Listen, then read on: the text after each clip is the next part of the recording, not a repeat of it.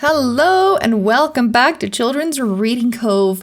This is Cloudy with a Chance of Meatballs, written by Judi Barrett and drawn by Ron Barrett.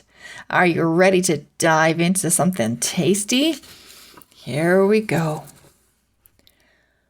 We were all sitting around the big kitchen table.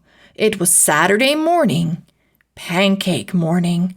Mom was squeezing oranges for juice.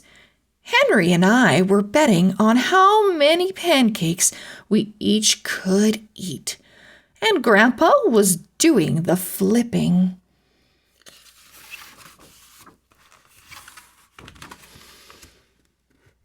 Seconds later, something flew through the air, headed toward the kitchen ceiling, and landed right on Henry. After we realized that the flying object was only a pancake, we all laughed, even Grandpa. Breakfast continued quite uneventfully. All the other pancakes landed in the pan, and all of them were eaten, even the one that landed on Henry.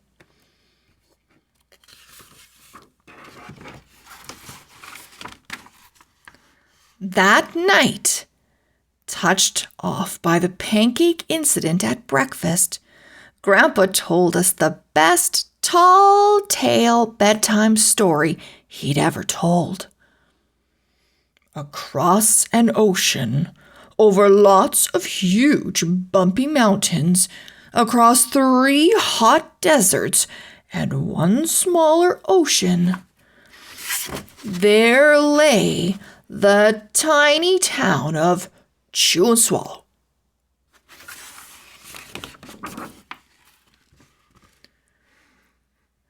In most ways, it was very much like any other tiny town.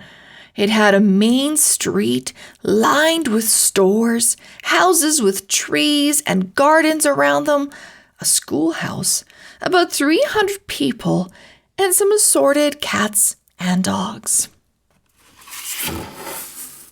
But there were no food stores in the town of Chewandswallow. They didn't need any.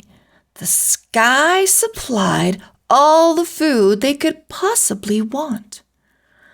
The only thing that was really different about Chewandswallow was its weather.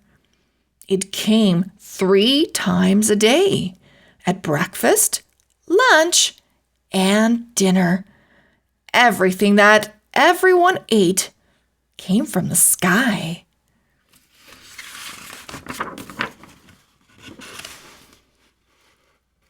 Whatever the weather served, that was what they ate. But it never rained rain, it never snowed snow, and it never blew just wind.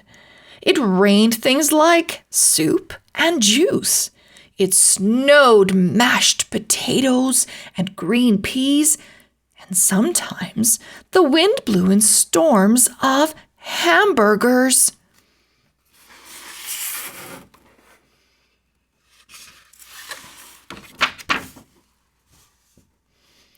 The people could watch the weather report on television in the morning, and they would even hear a prediction for the next day's food. When the townspeople went outside, they carried their plates, cups, glasses, forks, spoons, knives, and napkins with them.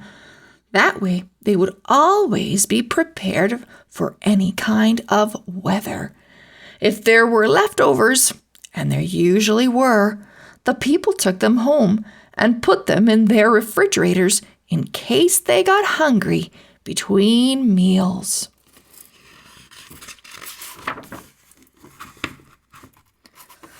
The menu varied.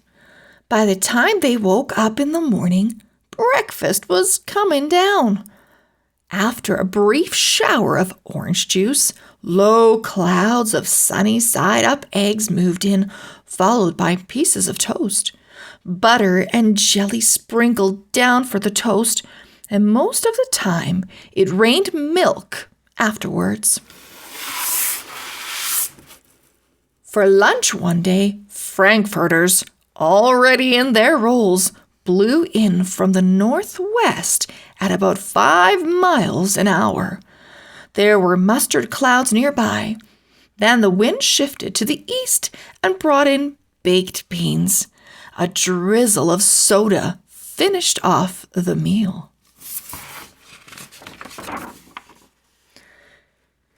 Dinner one night consisted of lamb chops, becoming heavy at times with occasional ketchup. Periods of peas and baked potatoes were followed by a gradual clearing with a wonderful jello setting in the west. The sanitation department of Chewandswallow had a rather unusual job for a sanitation department. It had to remove the food that fell on the houses and sidewalks and lawns. The workers cleaned things up after every meal and fed all the dogs and cats. Then they emptied some of it into the surrounding oceans for the fish and turtles and whales to eat. The rest of the food was put back into the earth so that the soil would be richer for the people's flower gardens.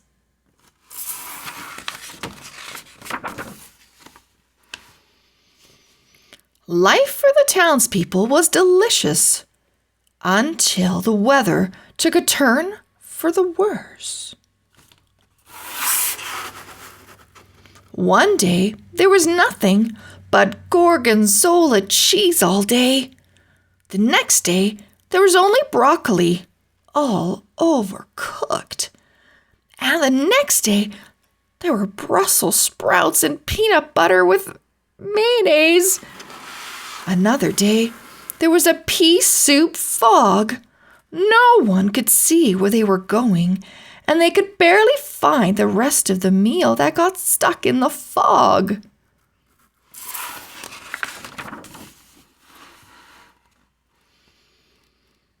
The food was getting larger and larger, and so were the portions. The people were getting frightened. Violent storms blew up frequently. Awful things were happening. On Tuesday, there was a hurricane of bread and rolls all day long and into the night. There were soft rolls and hard rolls, some with seeds and some without. There was a white bread and rye and whole wheat toast. Most of it was larger than they had ever seen bread and rolls before. It was a terrible day. Everyone had to stay indoors. Roofs were damaged, and the sanitation department was beside itself. The mess took the workers 4 days to clean up, and the sea was full of floating rolls. To help out, the people piled up as much bread as they could in their backyards. The birds picked at it a bit, but it just stayed there and got staler and staler. There was a storm of pancakes one morning and a downpour of maple syrup that nearly flooded the town. A huge pancake covered the school. No one could get it off because of its weight, so they had to close the school.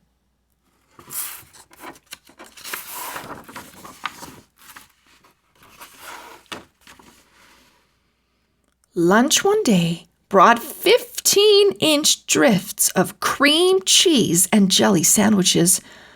Everyone ate themselves sick, and the day ended with a stomachache. There was an awful salt and pepper wind, accompanied by an even worse tomato tornado. People were sneezing themselves silly and running to avoid the tomatoes. The town was a mess. There were seeds and pulp everywhere. The sanitation department gave up. The job was too big. Everyone feared for their lives. They couldn't go outside most of the time. Many houses had been badly damaged by giant meatballs. Stores were boarded up, and there was no more school for the children. So, a decision was made to abandon the town of Chewandswallow. It was a matter of survival.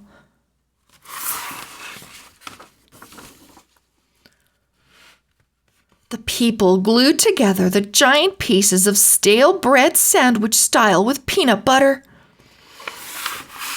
took the absolute necessities with them, and set sail on their rafts for a new land.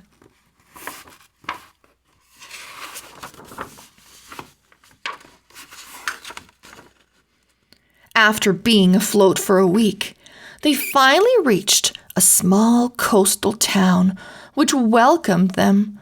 The bread had held up surprisingly well enough for them to build temporary houses for themselves out of it.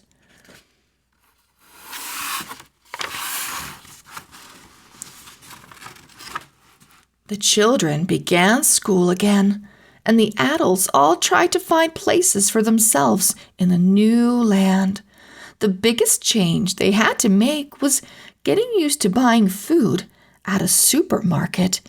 They found it odd that the food was kept on shelves, packaged in boxes, cans, and bottles. Meat that had to be cooked was kept in large refrigerators.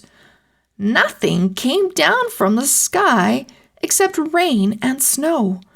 The clouds above their heads were not made of fried eggs.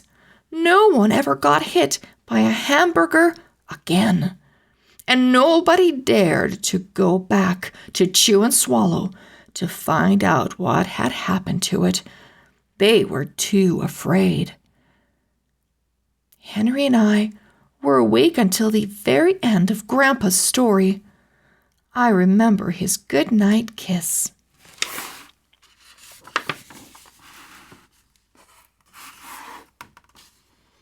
The next morning, we woke up to see snow falling outside our window.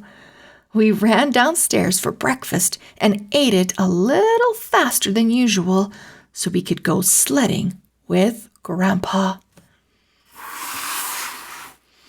It's funny, but even as we were sliding down the hill, we thought we saw a giant pat of butter at the top, and we could almost smell mashed potatoes. The end. I hope you enjoyed this story. It is one of my favorites.